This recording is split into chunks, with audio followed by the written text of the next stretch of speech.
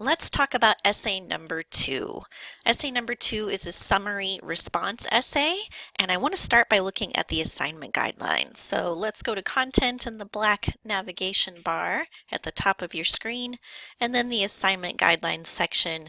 And if you scroll down, there's an entire essay 2 component here, and I want you to click on essay number 2, summary and response guidelines. We'll start there. So essay number 2, summary response, will ask you to do exactly that, to first summarize and then respond to one of these 5 articles. The 5 articles are located back in the assignment guidelines section. I'll show you where those are again in just a minute.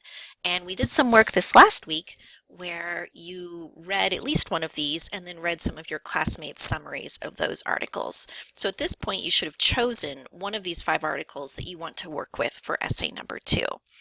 Once you've chosen that, you need to be thinking about your audience for this essay, and really we're writing for people who are interested in social and cultural trends, things like boomerang kids and the phenomenon of constantly Googling instead of having face-to-face conversations with each other.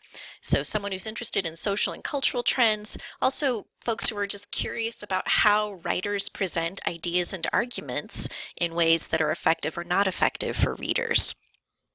So the summary, let's jump ahead to that. You want to assume that these smart, interesting folks here in your audience have not read the article that you selected. So before you respond to it, you're going to need to accurately summarize what you read in your article that you chose. So you're going to have 3 fully developed paragraphs of accurate summary.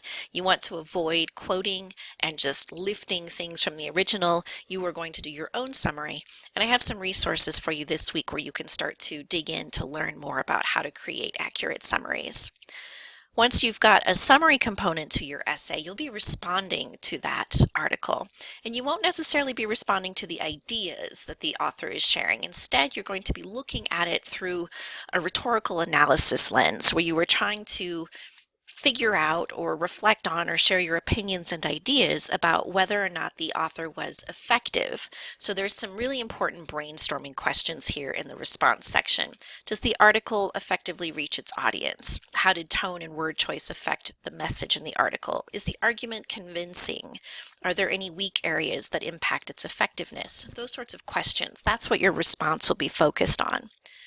And of course, like any good essay, you're going to have a thesis statement in your essay, and that's going to reflect your overall critique and response to the article. There's some example thesis statements here.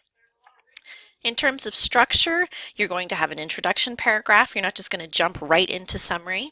You're going to introduce us as your readers to the subject and issue before you jump into your summary of that. You want to explain why we want to know more about this, and then lead up to your thesis statement.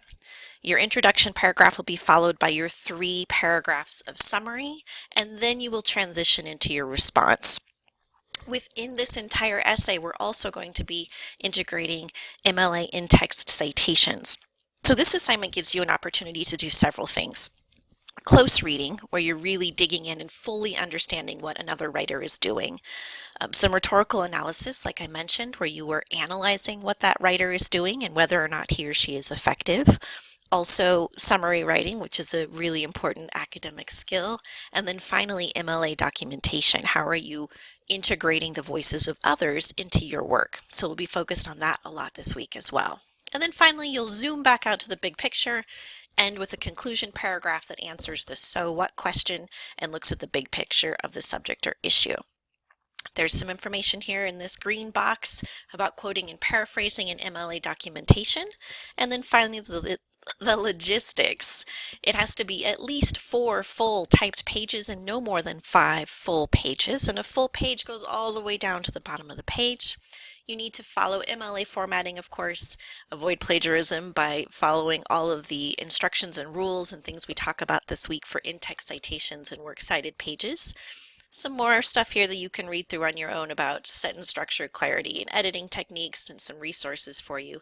And then you need to submit that final draft by Monday, July 4th, Independence Day here, into the English 121 Essay Number 2 Summary and Response Dropbox folder. So next week, we're going to be doing our writing workshop. So week 5 is dedicated to our writing workshop. It is due Monday of week 6 on Monday, July 4th. This week, we're going to jump into all the nuts and bolts of this particular project. So I'm going to go right back up here to the top. I'm going to go back to assignment guidelines.